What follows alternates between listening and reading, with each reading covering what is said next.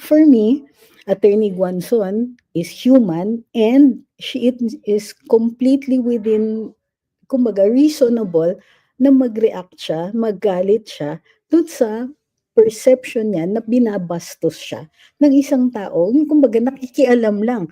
Hindi naman niya pinapansin nung umubo siya, sinabihan siya, "You're sick, umalis ka dito." Parang ganun yung effect, no?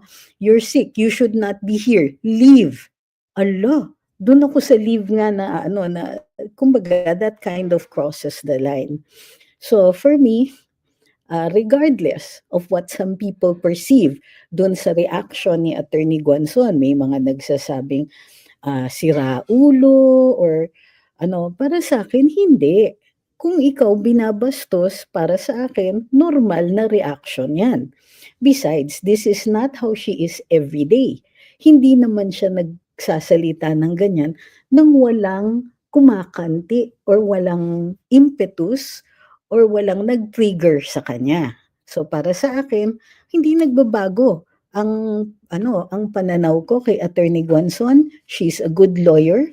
She's still pink, but we also understand that she's one of the more reasonable ones. So, para sa akin, this is not going to change well, admittedly, my friendship with Attorney Guanzon. It does not change that I think of her as an excellent lawyer. She was a good, well, uh, commissioner ng COA at saka as far as I could see, commissioner sa COMELEC.